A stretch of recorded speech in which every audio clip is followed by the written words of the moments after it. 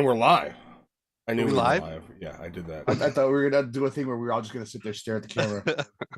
Today we will review the subs. A movie, 1990. Man, there seriously are some video like YouTube channels out there where that's what they do. Yeah. Yeah, it's weird. Where it's just like I don't know how. there's a part of the movie where Steven Seagal kicks a guy's head off. The monotone.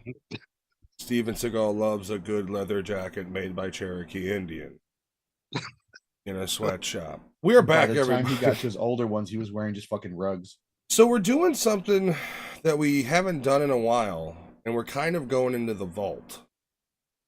These two are movies, much like when we did Toy Soldiers, that are pure nostalgia movies, I think, for us. Giovanni, had you seen both of these before? I have. Okay. Yeah, I've seen both of these before. The Substitute I didn't remember as much. That's why I was asking you guys which one. Well, see, When I pulled it up, there was like, holy shit. I didn't know what The to, one I with Mark honestly Wahlberg. I honestly thought it was going to be like 89. I had no idea it was 96. I just remember The Substitute being like the not I don't want to say higher class, but like the higher budget version of The Principal. Like, because here's how I think we should do this. We'll give them both scores. Well, let's just talk about both movies at the same time as far as how they relate to each other. Yes. And we'll just do a discussion, because here's the thing. Both these movies are very similar, and I just want to give credit. My dog just decided right now to go crazy. He just Say decided... like shit or something. Oh, no, he's Like, never what? in the house. He would explode before. What? But he just decided to grab a toy and go fucking nuts. And he's just over there just having a good time with... I wish I could just have a good time with a toy and just 10 minutes gone. Like, oh, fuck, that was 10 minutes. Good timing. But... both these movies are similar, and the base premise is you have an outsider come into a high school that has gang and drug issues, and they clean up house. That's essentially the storyline for both of these movies. Now, each movie is a little deeper. I'd say The Substitute is deeper with the other storylines than for The Principal, because The Principal is basically just Belushi's storyline. So, but the Principal has more serious topics in it. I would disagree. Versus the Substitute was kind of just like the guys cleaning up the drug, like the drug kingpin or whatever. Once again, former Marines facing the drug cartel is more serious to me than Jim Belushi fighting off the local gang that sells drugs in the high school. When I say serious, though, was Belushi's character... did they ever reference any military background, or was just some guy? No, he was just some white bread blowhard. He just got divorced from his wife, and also, whose decision was it to have him smoking in every scene? Was that like Jim Belushi's like, no, I look cooler if I'm smoking? Like literally, at the beginning? Yeah. Well, no, every scene he's in his office getting what's his face's records. And he's got a cigarette in his hand. He's in the bar. He's in his office again, smoking in a school. I think there's only a couple scenes where he pulls a cigarette out and doesn't get to light it, but he still gets like he's going through the motions. Well, once his character changes, he stops doing the whole cigarette thing altogether. I think it was when he woke up with all the cigarette butts fucking facing up, burning. One of the scenes that makes me laugh straight up every time is right after he gets his ass kicked. And he takes his fuel cap or his fuel tank and he whips it almost like Mexicans, like fix my shit. Oh, like okay. When they tore up his bike too. So a little bit to The Substitute, it's slightly different. Tom Berenger is a badass, and Jim Belushi is a blowhard. Is the big thing, but Tom Berenger is a former Marine who, I believe, it's at the request of the girl, right? The woman that he's friends with. No. She requests him to find a substitute, and he tries to, and the guy's busy. Right, yeah. Wait, so he fabricates. Is he covert ops the whole time though? I don't remember. Not during that. They're disavowed. Okay, that's right. Yeah, William Forsythe as the crazy guy who just wants to kill more fucking Vietnamese. He plays a really good crazy guy. He was even crazy in Deuce Bigalow. He was the spaghetti thin dick guy. I didn't like his character in this one though. He was like, that's because he was the bad guy in the end. I mean, really. Well, no. He comes through in the end, but he's like such a cunt. Yeah. He really is, because he's just like, fuck you, man, I want money. And he's like, I'll kill these high schoolers. I don't give a shit. The one scene where he like breaks him up, but then he's like, kick his ass. Like, yeah. Here's the knife. Do something with the knife. And then he shoots at him. He's like, no. He's like, none of that fucking ninja shit.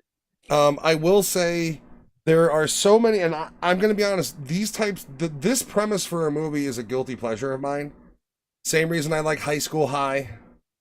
I don't like the Treat Williams substitute movies. I am just the Tom Berenger one. That's the only one I like. Once. Was he nice? He seems nice. Yes, he seems like he'd be like, "Hi, how you doing? You have a great day so far?"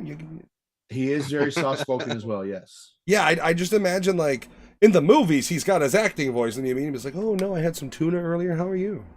Yeah, no, but he was a very nice guy. I met the dude. What's his name? I can't remember. He got real big after, but he was an early edition, and then he blew up and everything. And that's one of the memories my parents couldn't cuss away from me as a kid. So it's still there. So real quick before we continue, The Principal came out in 1987. Budget was around 11 million. Yeah. Which that's not US and Canada. Not a huge budget, but that's not necessarily a small budget in the 80s. Yeah, no, that's pretty good.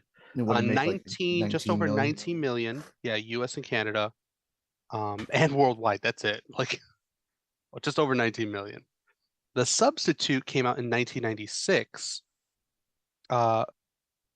It doesn't say much about a budget. Yeah. The budget was whatever Tom Berenger wanted, God damn it. You don't say no to the sniper. And it grossed about just under 15 million. You'd imagine they lost money. It's probably 25 million for that movie. Because you gotta remember, you have outside night shots in Miami and that's by the docks.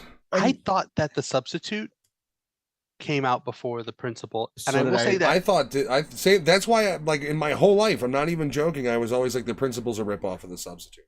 Not understanding it was. I feel like versa. it's the visual footage looks better than The Substitute, in my opinion. Well, for one thing, does anybody notice how shithole areas of the world all look the same? Like shithole California looks exactly the same as shithole Southside Chicago. It's crazy. But I think the difference is it was more contained. Like in The Substitute, you have, when you really think about it, only so much of that movie is in the school. You have a lot of night shots when they're doing their recon. You have them busting the cartel on the docks. Like, you have a lot of scenes between him and her because there's that love story. By the way, I would go Rae Dong Chung versus the girl in The Substitute. Well, that's just me. Yeah. Who she was actually in a movie that I liked, the FX. Who? The Substitute girl? The one that plays Jane or whatever. Well, she annoyed. Okay, so as a kid, she always annoyed the shit out of me. Because there is a couple of those scenes where she talks to him like this. Was it her haircut? Was it her haircut? Maybe. A little bit of maybe. It looked like a fucking taller Oompa Loompa. Yeah, it's not a good haircut. And then she's got and then the rest of the movie, she's got the cast on, and she's just not doing anything. Like, she's just bitching at him with a cast on, and then trying to scratch with that's her whole fucking thing. I think the weird part about is there are certain scenes where I think she was trying to be sexy. But you be sexy with a fucking hard cast on your leg? Job at it. Like, she's not a very Try not to chip my plaster when you bang me. Well, in the 80s, I think she was a little bit more attractive looking versus when she was in 96. Maybe. I mean, that's the other thing is that I still feel like I don't feel like we got out of the 80s until 2000. Yeah. Like, when you look at the 90s movie styling, the hair is still big. The clothing, there's still a lot of fucking denim for some reason. Like, I don't feel like movies aged until The Matrix came out. I feel like when The Matrix came out, that was a whole new way of filmmaking. And it I don't know. And I'm only saying that because that was, 98, 99? Like, movies and characters and costumes up until that point were weird. Like, you had other ones, like The Crow was a different story where everything was more gothic and emo and shit, but I don't know, it was weird. That was also kind of like a dystopia type thing, right? The Crow. Well, yeah, The Crow is very much dystopian, sort of like Detroit almost being a prison of sin. Yeah. Which I'm looking forward to the reboot starring one of the Skarsgård, the guy who played Pennywise. Yeah, the guy that was in the one we talked about last week. By the way, dude, he's a solid actor. He is. He's very good. I'm one of those few people, I think, that enjoy both of the modern It movies. They are what they are. They're eye candy. That's all it is. I still have not watched the second half.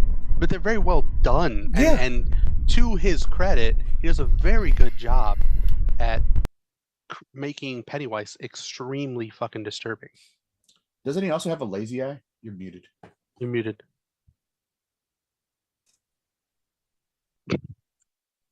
Or you're not. Going. Can you hear me? Now, yeah, yes. yeah. And I came home today after doing the grocery shopping, and my mic, it was black. So I get a green light normally, red light if I'm muted, and then if it's not powered, there's no light. And so I'm talking, and you guys say I'm muted, and I look down, and there's no light. So I need to order another mic cable from Amazon. This one's getting toast. Which makes sense, because the way my fucking stupid microphone... I love this microphone. Everybody hears my beautiful voice through it. I love this fucking microphone. But the stand doesn't make any sense, because the stand is at the bottom, but there's not a whole lot of room. So every cable you have has to be plugged in, then bent to move to make facilitate the space. So you have to look for L shapes. Yeah, I had an extra one, but we used it for the electronic drum kit for something. So I just gotta order one from Amazon. I guess. Kind of, priorities. Maybe put a drill through it. No, I'm not gonna do that. Why would I drill anything? I'll just get another fucking cable for like $10 on Amazon. It's not hard. It's just a printer cable. This is a printer USB. It's a USB-C FAT. That's all it is. Yeah, they make them L-shaped too. I'll have to look for that. Yeah, because it's literally like right now. It's so here's my microphone.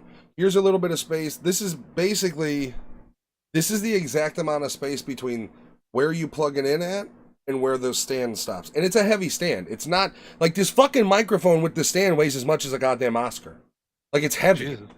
So it's a piss poor design with the stand, but whatever. It's a wonderful microphone. This is a Christmas gift, I think, the first year I was doing streaming. Nice. For my wife. Like a wood color too? Like a wood? No, I wish. This is just straight black. You know how I love wood stain. I don't know why. I'm like a basic white bitch when it comes to wood stain. I love it. If I could, I'd have barn wood stain doors on my garage. So these movies differ in different ways, and in my opinion, the principal was always the more cartoonish of the two. Like, I never took the main villain and the principal seriously. The principal always is a comeback story, whereas the substitute, I feel like, is a more of like, I would say revenge story, because somebody hurt somebody. Yeah, I mean, it ends up being that. So does the principal, kind of, because they hurt Ray Dong Chong, and then his whole thing is like, I'm going to stop them finally once and for all. Well, not only that, once the principal, once his character starts giving a shit more about the school, when they hurt the kid, he's like, you know, that was another thing. But by the way, James Belushi's not a terrible actor. He's not a good actor. No. I want to show you guys this. I took this photo. I paused it at the greatest time. Mr. Lou Gossett Jr. just giving him fucking crazy eyes. Because you white bread motherfucker coming to my school, you surprise motherfucker. It's Lou Gossett Jr. I love Lou Gossett Jr. Had some really strange character choices too. Well, why is he so like Lou Gossett Jr. at the beginning of the movie is just a goofy troll. Like he just trolls. Yeah, but fucking James Belushi. He does seem off. He's like, I've been here a while. Like I'm a little. It's like a guy who's been a prison guard for too many years. He's just lost all sense of right and wrong. Just whatever. Just beat the shit out of him. When he did his whole monologue of why he's there, I was like, okay, why? I was like, why did this have to be there? Like, I get some of the story, but. Well, then you get the scene that happens in every cheesy 80s movie where there's like the affirmation where after it's all said and done, they're sitting there and right before the main conflict, right before the showdown. Yeah. Belushi's sitting in his office, power smoking cigarettes. Gossett Jr. comes in, silhouetted by the sunlight. And then it's like, I'll be here in the morning, 6 a.m. He's like, I know. And it's just that weird cheesiness of like, I got you. Like, you know how short, like, The Predator did it right. There was no I got your back. It's the fucking steroid handshake in the middle of the room for no reason. Like, they did it right. This movie goes down the cheesy path where it's like, basically bad boys for life, ride or die. You know what I mean? It's just it's a weird cringe. What about the basic villain for Substitute, Mark Anthony? Dude, Mark Anthony was more devious than the dude in fucking Principal. This guy's over here, I'm gonna get you, sucker! Like, I get it, it's the 80s, but the music in this movie. Like, there's this scene when he first gets to the school, and it's like like the dude is on the fence, and then he falls in the car, and they're dragging him in the mud, and then that song kicks in, full blast, over all other audio. And then finally, when James Belushi motorcycles his way to them, the voice audio, it's the weirdest for, like, basically somebody with Rick James had to score this, and he's like, I only got these license-free songs, huh? He's like, all right. It's like me making a soundtrack. In this movie belonged in like an 80s teen love story. Like, yeah, it was super fucking weird. Like at any moment you expect it to just be like, go through the fire, you know, it's just like terrible music at all times. But music in movies back then was way different from the movies that, you know, like now. I mean, but Running Man came out in what, 86, 87 as well? I love that movie. That soundtrack's fucking amazing. Yeah, but that's an original score. That's all original score. Well, so is this though technically, or are those real songs they were playing? Because they sounded like real songs. They sounded like generic. I have a rule of thumb: if you hear music in a movie and there's no vocals, then it's pre-made. It's a track made for that movie, or at least it's a royalty free, or they bought the license for it, or something, or they paid musicians to do a background check. I didn't know if it was an OST or if it was just Gennaro music they made for the film. The Substitute has your standard like cheesy '90s action drama music that just like that quiet, almost like dun, dun, dun, dun, dun, dun, dun, like that sort of shit. So I just looked up a trivia fact. Michael Keaton was supposed to be the role for Rick Latimer. And really? Gary Busey was also up for it, but he turned it down because he was shooting Lethal Weapon. I'm Gary Busey. I'm going to clean up your school. Don't mind my freakish face. We're going to make it clean. C stands for cunt. L stands for lean. What? Michael Caine. I don't have to take this. Dude, Michael Caine's way better than this movie. I'm sorry, but Michael Caine's too good of an actor for fucking... I mean, I understand maybe in 87 he wasn't huge. Michael Keaton? You mean? Oh, you said Michael Keaton? I thought you said Michael Caine. Batman. You said Michael Caine. I said Michael Keaton. Did he say Michael Caine, Giovanni? I heard Michael Caine, the British guy. No. Who did you hear when he said Michael? I think it was Michael... No, because if it was Michael Keaton, I would have been like, that's Batman. Yeah, you said Michael Caine, bro. No, I did say Michael Keaton. Oh, I am so gonna fucking find... I'm gonna look at the footage after the stream, and I'm gonna find out that you're lying, and I'm gonna clip it and send it to you. Because Michael Keaton as... Oh my god, that would have been so weird. Michael Keaton... Well, you know what? Michael Keaton at that point was pretty goofy still. Batman doesn't come out until 89. What he had done at this point, it would have worked. He was kind of like, whoa. I mean, he was in the fucking Dream Team before this, essentially. That's true. So like, okay, he fire truck. He would have worked, but I mean, once again, he's better than Dream Team's an awesome movie. In The Substitute, Tom Berenger's purple shorts, I lost it. Like, dude, he's supposed to be those are his workout gear, man. This is martial arts. Wasn't the fight scene on the beach? Oh. No, it was those purple shorts. My favorite Tom Berenger quote of all time comes from Major League, and it's like two-thirds of the way through where they're starting to shape up, and Corbin Bernstein tanks it on purpose. And he's in his house, and he's just like, if you ever take another ball like that again, I'll take this ball and shove it down your fucking throat. And it's just like basically the next time I heard the same tone he exudes was in the fucking Mel Gibson recordings. It's just like such a perfect, angry, guttural, like, I think he will kill that man. Like, I believe him in this scene. But that's my favorite. I mean, and you know me, I'm a huge fan of Sniper. Like, Sniper is one of my all-time favorite movies. But that fight scene on the beach, I don't know. I liked it and I didn't like it. I liked it because, yes, he was a little older and he was probably not as limber. So his fight still in decent shape at this point. Yeah, but when he pulled that fucking spin kick. Oh yeah, well when his stuntman did it. When his it was stuntman like Jack Black pulling his leg around. Are you sure that was a stuntman? Because it looked like it was him. Dude, maybe that one, but half of this movie is his stuntman. Oh, it's like there's literally he enters the room and then it's stuntman. Like if the haircut was slightly off and he was thinner, that was the stuntman. But that one spin kick he did, I was like, oh my god, that's fucking such shit. But then I saw him like playing like defense. He was grabbing the garbage can. I was like, okay, that's more. He starts dance fighting. That's more like him, you know, like. This can't be. You gotta catch me if you can hit me. As like, what was Steven Seagal's movie where he like doesn't move at all through the whole movie? Post certain like the last movie I think that went to theaters of his was Half Past Dead, and I remember being interested because the last one he did before that was Exit Wound, But Half Past Dead is terrible. It's got Ja Rule. Steven Seagal wears a bandana and talks like this. He talks like a black brother. He does that stereotypical voice. The same one he does in his sheriff TV show every time he pulls over a black person. He does that voice. It's just the worst abomination. And then, like, now his movies are just funded by Russia. Like, Vladimir Putin just loves Steven Seagal. He's like, I don't care. Give him money. Make more. The best American I like. I like Aikido. And by the way, I'm sorry. I think Andrew Tate has taken over Aikido. I think Steven Seagal he's no longer relevant because you've got Andrew Tate out there doing his fucking random Aikido shit. He took the spotlight. I'm sorry, Seagal. Andrew Tate and Seagal have to fight each other. Aikido in the ring. Winner takes all. Winner gets to claim Aikido master. On a bridge. Steven Seagal's last. No, that's my thing. I fight people on a bridge in the rain.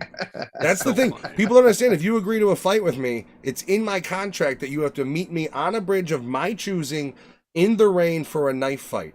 We don't fisticuffs. We knife fight. Can you imagine Matt, like, somebody's like, you want to go? And Matt's like, where's the nearest bridge? I just pull out a scroll. He pulls out a fucking contract. Read it and sign it. And then he signs. He's like, whatever, dude. I just want to fight. And I'm sign like, no. in blood. No problem. And I write fucking longitude and latitude. I'm like, meet me here. And I was like, I'll let you know when, because I gotta wait for a thunderstorm. So then when that finally comes, he literally, like, I could imagine some dude just like, fucking pouring rain, I'm on a bridge, and I'm just like on the other end, the lightning flashes, and it's just me. Like, just on the other end with a Bowie knife in my hand. You don't want to fuck with that. As you get closer, the rain stops and the sun comes up. No, I'm gonna gut him. I'm gonna turn this into a horror movie. Have you guys watched any of Terrifier 2 yet? No, I have not seen it yet. I didn't sign up for the. I have it on my Prime because they had a 7-day free trial. I really want to watch it. I just haven't had time to. Lewis didn't sound like he was too enthused with it. Didn't he say it was a gore fest? We know that, but he was also like, I don't really know what to think about it. I have so many questions. Okay. So we'll see. I think we should probably review it soon. I have never seen Terrifier 1. Ooh. You should. It's good. Okay, so I'll watch that tomorrow. It's a low budget gore fest. Oh. Yeah. That's gonna be good. Yeah, it's good. It's gonna be good. Yeah. The guy who plays the clown himself is extraordinarily creepy. Really? Yeah, he's a creepy fuck. In real life, he's just a British dude, but... And then Terrifier 2 is on... Where's that right now? Screambox. I have it connected to my Prime. I think Lewis might have signed up for it individually. You can also sign up for a 7-day trial through... Yeah, I was going to say, there's a trial. 7-day, Okay. I'll check it out. But I think it ends this week, the trial, because they do their little spurts where you can get 7-day trials. Oh, Giovanni, I think you need to get yourself a gaming PC this upcoming Black Friday holiday.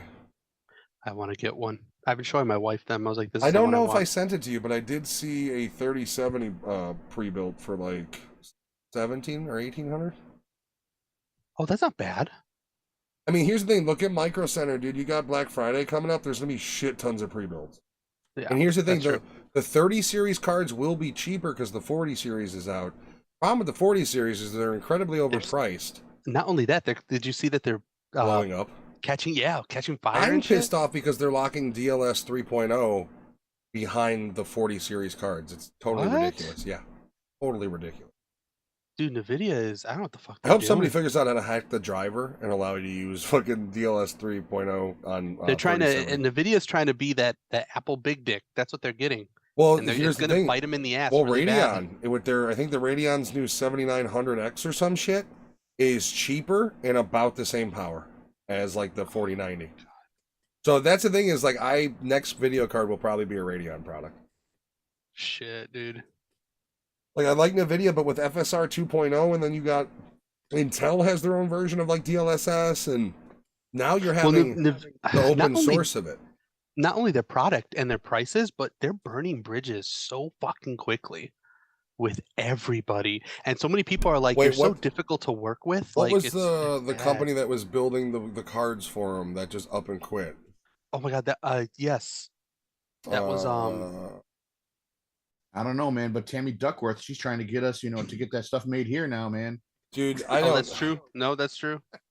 I have another podcast. I have to record in Nothing We Trust after this, and I just don't have any interest in talking politics. But there is a lot to talk about. Everything from fucking Elon Musk and Twitter to Oh, that's a shit show. the Nancy Pelosi husband situation to there's so much shit going on. The governor the guy who's running for governor here that was also threatened his life. Chuck Norris, I guess, endorsed I think the Republican candidate for Arizona Senate or whatever. Oh. Apparently there's a red wave. The Democrats are losing control of everything and they're panicking. Alec Baldwin has got guns pointed to directors. They're just losing their mind. He's a fucking murderer. Fuck Alec Baldwin. Don't get me wrong. Glenn Ross is an amazing performance. But he's a fucking murderer. Don't get me wrong. I love him in The Shadow. But he's a fucking murderer. I don't love him in that movie. I don't like that movie at all. The movie sucks. He was in The Shadow. Yeah, it's terrible. I confused that with Die Darkman Die. Oh, Darkman's Liam Neeson, and it's Sam Raimi, I believe, isn't it? What's the other dude, the big dude that played him, the one that played Dr. Giggles? I don't know his fucking name. He's a character actor. But he also played Darkman. Wait, who? Oh, and like Darkman 3? Yeah, like Die Darkman Die, I think it was, or some shit. I just remember the first one was rated R. EVGA, that's who they split with. Yeah, well, EVGA was just like, we're not making video cards anymore at all. Like, I'm still worried they're not gonna, how are they going to survive? That's like 80% of their fucking revenue, and they're not replacing it with anything. They're saying that just from the pure mistreatment of GeForce in the video, they're like, fuck it, it's not worth it. So who knows? I mean, maybe they're making smaller parts for other shit, and you better step up your intercooler game. That would be like Apple telling you, hey, we're not making Apple phones anymore, but we'll still make PCs. Like, what? Giovanni, as long as Apple has Chinese slave labor, they're going to make the phones forever. That is true. That's right, everybody. All these people that want to protest capitalism, and in their hands, they have a product of slave labor. Remember, there's a little Chinese girl who goes into every Apple phone made. You remember that. Literally, her blood, sweat, and tears are in your phone on the circuit boards because her thumbs are bleeding. Too many pricks of the circuits. Everybody was worried about the gym shoes from fucking what's his name? Little Nas X. Dude, I saw. Well, for one thing, that was weird. I do feel like here's the thing. I think Giovanni's an atheist. I think even Giovanni would be like, "Why are you?" But he also owns those shoes. Well, you should own a pair. But that doesn't make any sense to me though, because like, so an atheist should theoretically be propagating like, if you're a Satanist, you're dumb. If you're a Christian, you're dumb. True Satanism does not believe in the devil. But it's a religion. You should hate it no matter what. No, it's not. It's not. So true Satanism is not a religion. It's more of a movement. Like it's a thought process. It's they use Satan because they know it pisses off Christians and Catholics. And it's also they don't believe it. But you have to be a certain level of imbalanced to then devout yourself to that belief. Like, you're crazy too. Yeah, I think you have to be a certain level of imbalance for any devoutism. I just like Satanism the best because it trolls the religions that I really dislike. Yeah, but the problem is you can say a Satanist does not believe in God or the devil, but by using the devil, Lucifer, as their god, you are essentially saying everything Christians say are real. So all you're doing is feeding the fuck. If you hate Christianity so much, why the fuck would you create a religion that says, no, you guys, everything you say is correct. We like the opposite side. Like, you're Optimus, we're Megatron. That's essentially what Satanism is. It's fucking dumb. Yes. Oh, and I do like, that was weird. The whole, I mean, I'm sorry, but his blood is in every shoe. What are you kidding me? I did see a video of a British dude who's like, I'm burning my Yeezy. And he burned like 9 pairs of Yeezys. I'm gonna burn these. Oh my god, that's like fucking $10,000 worth of fucking shit. For one thing, you already spent the money. I know, that's so stupid. If you want to be a real man, put them on and then light them on fire. Give me a good show, asshole. I never understood that concept. Like, you own them. Jerseys because they of have and like shit.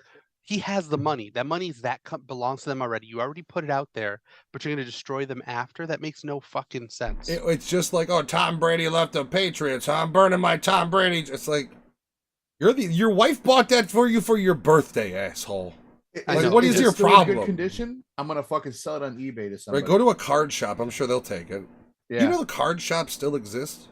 Yep. I just came across one in my neighborhood. I didn't even think they existed anymore.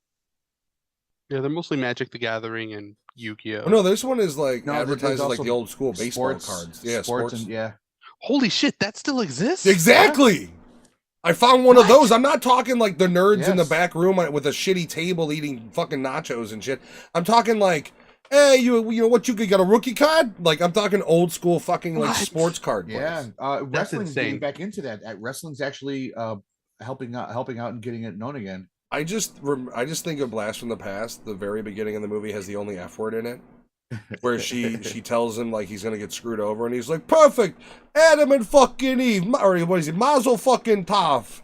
And I just remember thinking like, this movie's so ballsy. It's technically a romantic comedy, yet within the first 25 minutes you get the F word, and you also get the word Negro. Because he walks that up is to the in the mail movie, lady yeah. and he's like, "My lucky stars, a Negro." And she's like, "What?" By the way, I think that woman might be the woman from VHS 99. Oh. The Power Up Really? Pencil. Yeah, I think so. Like, I was thinking about it, that might be her. She's aged clearly because that movie came out in the 90s, but Mm-hmm. Maybe her. I have to look that up. I was just thinking of that now. Holy shit. So back to these two movies that we're supposed to be talking about. So they both wrap up very much the same, and it is a very cliche story. However, the differences really are, you have a pampered white, he's not soft because he's got anger, but he comes from like, his father was the only reason he was working at the school he was working at prior, which by the way is a high school. So the fact that he's checking out the girls' skirts and telling them to wear a bra to class That was fucking weird, fucking man. appropriate. It's That not a was super university. weird. It is a private school. He then fucks up by trying to beat the shit out of his ex-wife's attorney/lover. Gets sent to this shithole to be the principal because that's the only thing they can do for him. And he cleans it up, basically. By the end of the movie, the drugs are gone, the bad guy's down, he gets the girl, he drives away on a stupid motorcycle, everybody cheers. Can we talk about that Technically, punch? you didn't get the girl, but good. Well, you know, I mean, he doesn't. So like, there's a fuck scene her, in The Principal on a balcony where Oh, Louis Gossett is fighting the one black kid, and I don't know if he swung and was supposed to swing and then go over, but it looked like he swung. They didn't cut it right, and they cut it to the balcony, and they were like, "Hey, you're supposed to walk over." Oh yeah. And he kind of walked. I feel like they didn't do many takes on these. They was just like, "No, we got it. We're good. It's fine. Don't worry. We'll fix it in post." But there were some scenes that were actually, like shot well. Like when fucking the one guy Emil fell from the skylight. Yeah, when they hang. That was a good one. That was a really good one. Like, dude, I love this movie. Principal, I do too. It's a great movie. In The Principal, the scene that got me was when Ray's character was about to be raped. She's being attacked. He goes in through the front door with this bike, and I'm like, okay. And then he goes up the stairs. I don't understand the like first person views of him riding the motorcycle either. That was weird. Like, he's literally like, there's so much of this film that is him traveling on his motorcycle. But they only do that on the bike, when he's on the bike. Yeah, he's got like, I think it's like a Honda 750 something. I can't remember the actual letters on it, but it's a nice bike. But like, I don't get why there's so much of him and his motorcycle in this movie. The opening when he's driving through all the town. It goes from nice to shit. And the dog starts fucking barking at him. The reason why that dog fucking went crazy was because there was a guy fucking carrying on a big ass fucking camera on the motorcycle just to get that shot. Get off of me. What kind of cameras did they have back then that were that small? I will say, for an 80s camera on the motorcycle, they did control the shake as best as possible. Yeah. But it was really well done. It's like, it's not like blurry, it's just shaky. I dig this movie, even though it is hugely. I also really dig The Substitute. The one thing about The Substitute that I'd like there not to be is so much of the love story. So I'm glad you bring that up. The interaction between both of them was super weird. Zero fucking chemistry between them. It was them, awkward. Like, even when he grabs her and they kiss, it's like she's got that, like, oh, he's kissing me. Well, his fucking kiss alone was fucking him. Like, he headbutted her and gnawed her fucking face.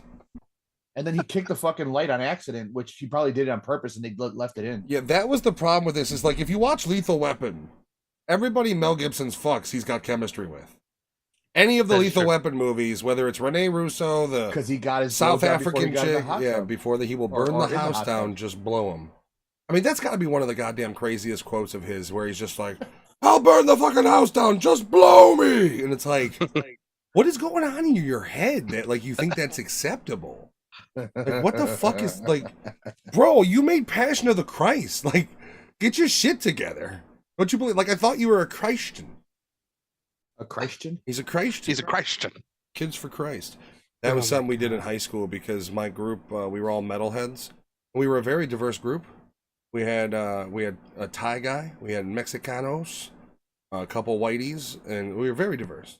A couple Polacks, and we got accused of being racists. And so then just to troll people, we would be like, "Kids for Christ," and they didn't like that either.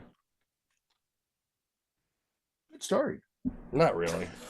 I still can't think about the poor woman who slipped and dropped her grocery bag without laughing. Like, literally, it was really icy. We were hanging out by the exit after school, and she's got this, it's just so movie perfect. It's a big brown bag of groceries because Jewel was right across the parking lot, and she just tanks it. And I see, like, and it was like a movie where I see her fall, and her groceries are just up in the air, and they fall, and then her orange goes rolling down the fucking pathway, and she goes, "My orange!" And I still to this day cannot think about it without laughing, because all she cared about was that fucking orange. Nice. The funniest Jewel story I have is when a friend of ours, we'll say, who grew up at the end of the block, tried to jump a couple of bars. Mr. Collarbone. He tried to jump the fence? Yeah, and then face first on the bar and is spitting his teeth out. Oh, that was something else then. Because he was on rollerblades and tried to jump between the bar on the cart handler, and he hit the bar and bounced back because he put his arms out, and his face came right down on the middle bar. I just want to say this. So you guys owe me an apology, because growing up, I always hated him. And I was open about that. I remember you guys being like, "No, he's cool," and it's like, "Nah, fuck that guy." Yeah. And then we grow up and look who the fuck was right. Me. Yeah. So there was another time when we were all crossing the street. We went there late at night to go, get our whatever snacks on. And we ran across the street from the alley area. And that was when Jewel, before they did the remodel, had the fence that was the brick fence. And that same person you're talking about tried to jump it, and he jumped too early. So he hit his shin right at the top of the bricks. And he busted it open. There was blood everywhere, and he had like a lump and everything on his shin. That's the time I remember. Didn't he also break his collarbone jumping his bike off when you were camping? Yeah. What's called a suicide bunny hop. What's the worst? So I remember one time I was out. When my dad would get a bug up his ass to go bike riding, and he'd go, "Let's go bike riding," because I used to love the ride, but it would be miles. Like, his idea of a bike ride was like 10 miles. Like, the one day he goes, "Let's go for a bike ride." And we ride all the way down to the lake and then come back. And and then the one time we just started roaming, we came across they were filming Bruce Willis' Mercury Rising in this one park. So we came across that and we were looking at that, and then we went right in here. When Puddle of Mud came out, their first album, I wanted it.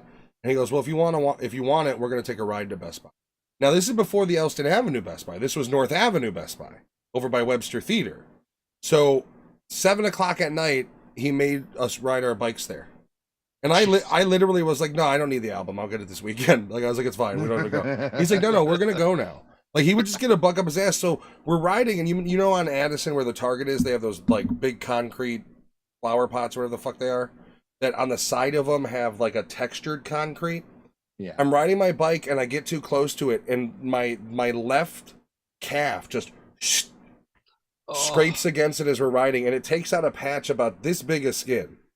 And so my dad goes, "No problem." He goes into the fucking Target, he buys liquid bandage, and he just starts and it's stung because it's fresh. I mean, this thing is still bleeding fresh, and he just not cleaned or nothing. He's just and I'm like, "Oh," and he's like, "Oh, stop it." He's like, "I got to put more on it," and it's like when I scrape my knees and Grandpa put fucking icy hot instead of. Oh no! Yeah. Might as well put salt in the fucking on purpose, or did he just like miss? No, he just grabbed the wrong tube. How do you not pull it out and have it on your fingers and go? Yeah. Yeah, and he had enough time to do this. That activates it. Like, no. Hey, my father's fingers are so fucking. They're pretty callous. Yeah, they're callous. But then he had a moment because like he's rubbing it, and I'm like, oh, it kind of burns. And then he did this, and he's like, huh, but didn't say anything. And then it really started to hurt, and I was like, oh. He's like, what's wrong with you? I was like, it fucking hurts. Like, yeah, my dad had I don't know what, he wasn't icy hot. He put something on. I had gotten a cut, and it was on my arm, and he put it on my arm, and it felt like it was eating my flesh. I was like, oh, fuck. And I'm like, literally I grabbed, like, I turned the sink on, and I'm just like throwing water on me, trying to wipe this shit off. And he's like, what's wrong? I go, I don't know what the fuck that was, but it felt like you put gasoline on an open wound. There was a time, this is way off topic, but there was a time when Giovanni, your mother, Fabian loves icy hot. She came back from camping with my mom and dad, and she tried to feed your younger brother at the time a bottle of apple juice that she found on the table. And turns out it's pure fucking whiskey. And she kept trying to force that bottle down his throat. He kept pushing it away. She finally opens it. She's like, what's wrong with this thing? And she looks at it. She smells it. It's fucking pure whiskey. And then I got yelled at, and it wasn't even my fucking apple juice. It was. What the fuck is going on in your Freedom's, house around that time where there's a bottle of whiskey just chilling in an apple juice bottle? They were all camping, and Freedom filled up a bottle of apple juice with whiskey, and he forgot it, and he left it on the table. And his mom comes home, and she fucking grabbed it. The first thing she saw, she filled up the bottle. Well, that's how you know you're an alcoholic, is when you open it and you don't smell it immediately. Like, you know, you're just used to it. But yeah, I got yelled at for that. That was fun. Well, I love icy hot. Fabian says he eats it, or he loves icy hot. Yeah, he likes to put it on top of cake. Dude, when my wife is like, when my back hurts or my leg hurts, she's like, I got some icy hot. I'm like, keep that shit away from me. I've used it every now and then on the extreme. Like, there's every now and then you pull it, like you legitimately pull a muscle in the back, it'll help.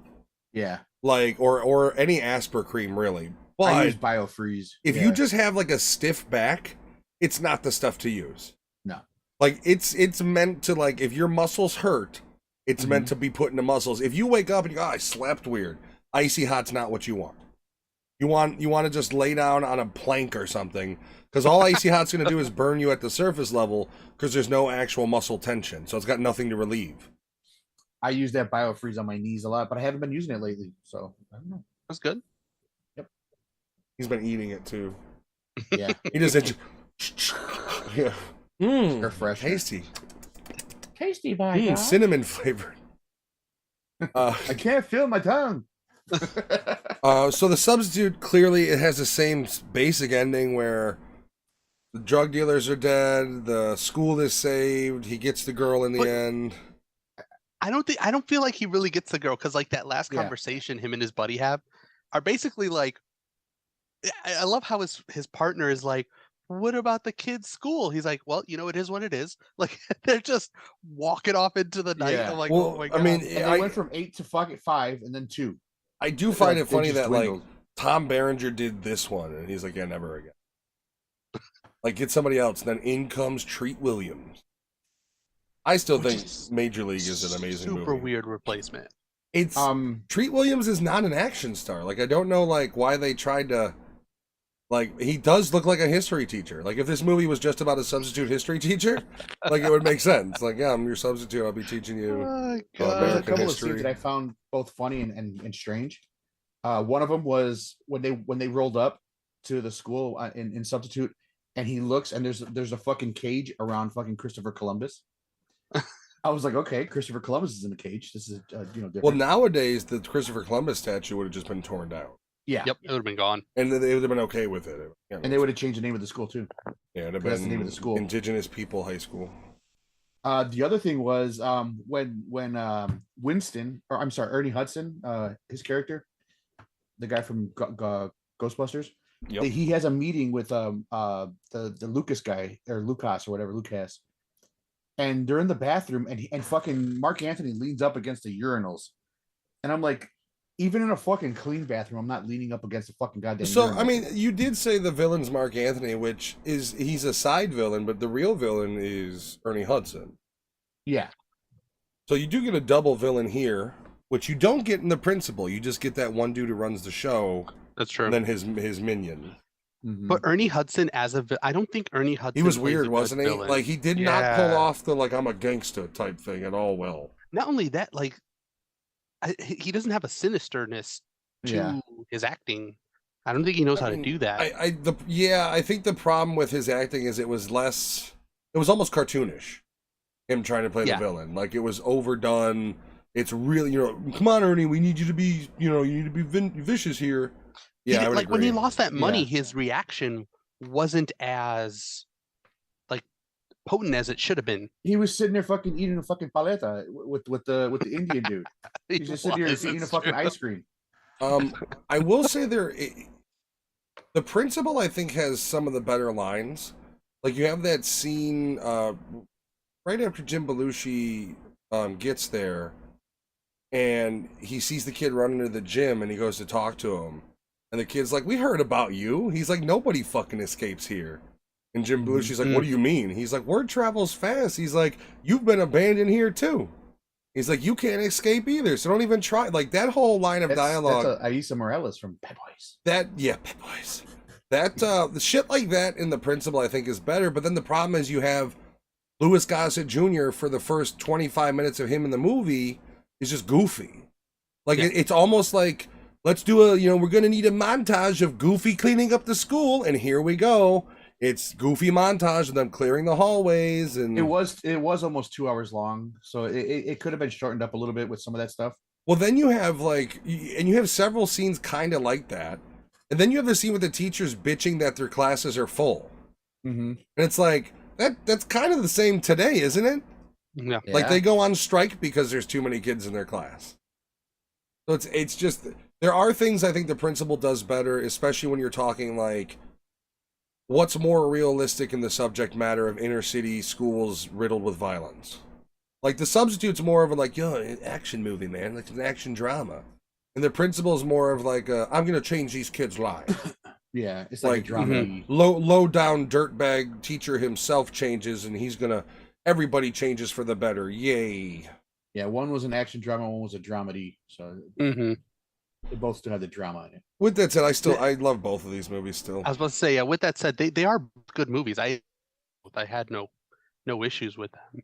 They were both a fun ride. They both have that like for me, these were the movies that would randomly be on like a Sunday afternoon on Channel 9. And I'd sit there and watch the edited versions, So for me, these are the type of movies that are best, you throw on in an afternoon movie to watch. A couple hours in and out, it's goofy. You don't think about it past 5 minutes after you watch it. There's not really a whole lot of interpretation of any kind. It's just a shut off your brain and watch a dumb movie. And I appreciate that. Let's give each of these the hot dogs. I'm going to go first. We'll just give each of them at the same time.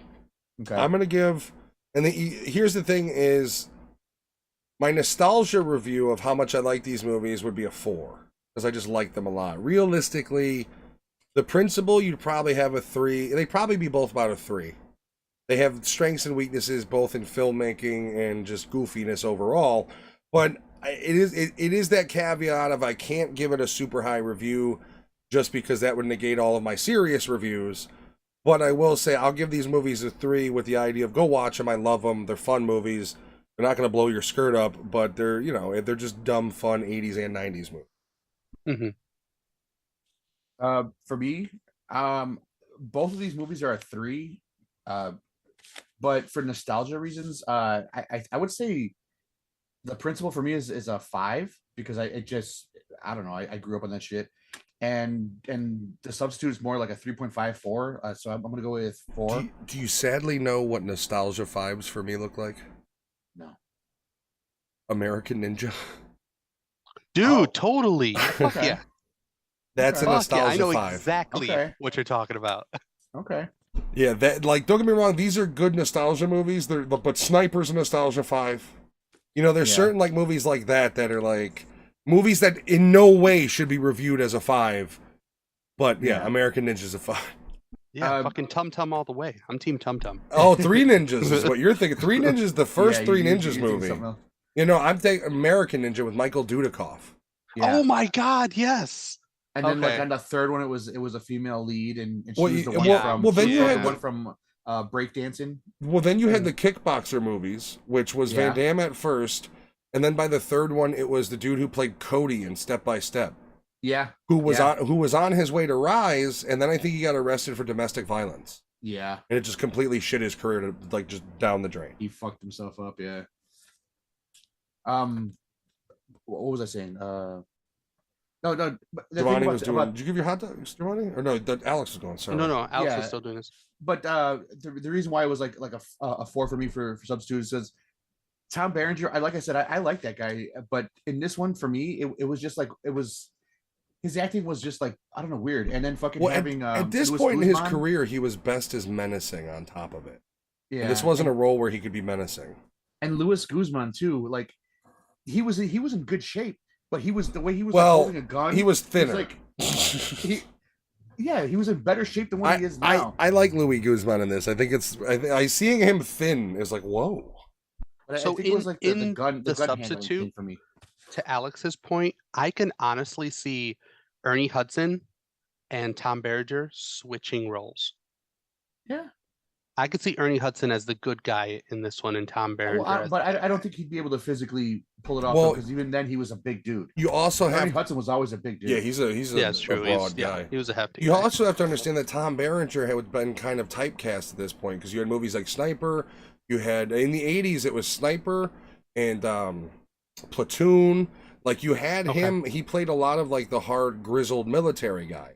So I would assume when they had this role of like a former military dude going to civilian life as an undercover substitute, the idea of Tom, 10 years ago he was doing military movies. Old shit.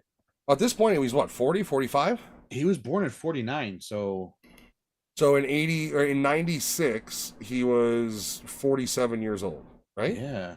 Jesus. He looks it. He doesn't look young in this movie at all. He looks like he lived his life really well. Oh yeah, he got fat and happy. Like when he retired, just like Russell Crowe. Russell Crowe got divorced, retired, or didn't retire, but he got divorced, got fat, and is just selling all of his old because he collects memorabilia. So now he just sells memorabilia. Like that's how he stays afloat, I guess. I don't know. But in this movie, Tom Berenger is in decent shape though. His body just wasn't in decent shape. Well, I mean, you know what I mean. He was physically, to look at, he's good, but his body just probably couldn't. I do appreciate he did come back for Major League 2, which was also in the night. I love the Major League movies, all three of them, even though the last one's dumb as fuck. Do you think they worked in that knees into the story because his knees really were fucked up? I mean, well, that was in the first one, so I don't know. At that point, he's still at that point like 35. Although I would say Major League is probably the movie that. Well, when did Major League come out? Was that the 80s or was that the early 90s? That was like 89 maybe. I just happen to have his shit up. Let's see. Dead air. That's what we got to say when there's you dead guys air. Can carry that up. Major League was in 89. Okay, so 89. So this is 8 years after that. Okay. But still, he was appropriately aged for Major League because he was 40. Or around 40, which makes sense for like a late in the game baseball player. Yeah, you gotta wonder if like they did approach Tom Berenger with the sequel to fucking Substitute, and he's just like, bro, I'm 50 years old. Yeah, he was probably like, nah. The script is trash. Here's my understudy, Treat Williams. Take him. He's like, I've had too many stones. He's like, I just want to get fat. Picture of Major League. I remember them now, dude. If you haven't seen, those are good movies. If you haven't seen Major League in a while. The first two are great. The first one's amazing. Second one's good, and then the third one's goofy as fuck. But all are funny. Like, I like those are my favorite baseball movies. Like, it literally goes Major League and then Moneyball are my two favorite baseball movies. It's for me. It's Major League and I gotta check out League of Their Own. I always forget the fucking movie, but where it's like, there's no crying in baseball. League of Their Own. League of Their Own. Yeah, I love the League of Their Own.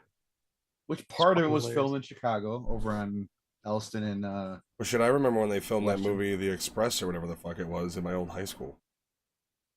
Oh, really? Just in the stadium. They used the Lane Stadium as like the college stadium they were supposed to be playing in. So was the movie with Goldie Hawn, Wildcats, that was in the football stadium. So my dad, when I was a kid, knew a woman who was apparently in the movie The Fugitive. Okay. Apparently, there's a point where he's in the subway, and he comes across a woman and kisses her for cover. It was that woman. Oh wow. Yeah. I don't know. The Fugitive's okay. I mean, when you talk like I do like Mercury Rising. I think that was filmed. Was it the other? Yeah, Mercury Rising was filmed. My favorite line. My favorite line from The Fugitive is, "I don't care. I don't care." And then you had U.S. Marshals was the sequel to it, essentially. With Wesley Snipes. Yeah. Oh, that's a sequel to that? Yeah. Tommy Lee Jones replays the same Marshals. character. Yeah. U.S. Marshals is the same character from The Fugitive. So technically a sequel. But it's a sequel in the same vein as like Alex Cross movies. It's just another storyline. Yeah. Okay, I was about to say, because they don't connect them very well. Well, you remember you had Kiss the Girls and Along Came a Spider was both Morgan Freeman playing Alex Cross. Yeah.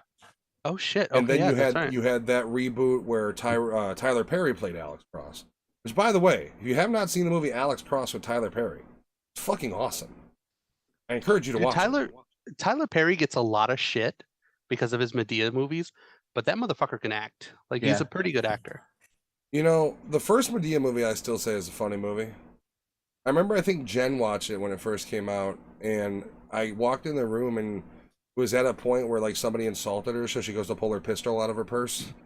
You know, like, and I've said this before, I am a sucker for black comedy. Not dark comedy, black comedy, but like black written and directed comedies. I love them. Fucking love them. I don't know why, but I watch a lot, just like I watch my Kung Fu movies. Like, there's the movies Meet the Blacks 1 and 2, where it's literally, it's Mike Epps, where they move into a haunted house. They win the lottery and like move them. Yep. I will watch most shitty, like, I love Soul Plane. Like, Soul Plane was good, though. The Friday movies, like, I don't fuck around with them. I love them. So good. Welcome Home, Roscoe Jenkins is a great family black comedy. Guess Who's Coming to Dinner? I love them. Nutty Professor, all of them. I don't give a fuck. I will ingest most of them. It's a weird, that and Kung Fu movies are Kung Fu movies aren't so weird. But me being into like every black comedy that comes out, the only one that I don't like is Death at a Funeral, because I prefer the British version. I don't think I've ever saw the British version. The British version is much better. Death at a Funeral? Okay, Death at a Funeral. Oh, yeah. I did see that. Yeah, the British, it's still got Peter Dinklage in it. Peter Dinklage is the same character. You have Alan Tudyk play the character that Jason Bateman plays, and he does way better. Tudyk or whatever his name is. Yeah, no, check out the British version. It's so much better than the Chris Rock one. Even though the Chris Rock one does have like Tracy Morgan and shit, I do prefer the British version. The original was better. I don't remember what movie we were going to see, but we go into the theater, and every trailer is for a black comedy. I'm like, and it was an action movie. Like, this wasn't a movie that would have black comedy trailers ahead of it.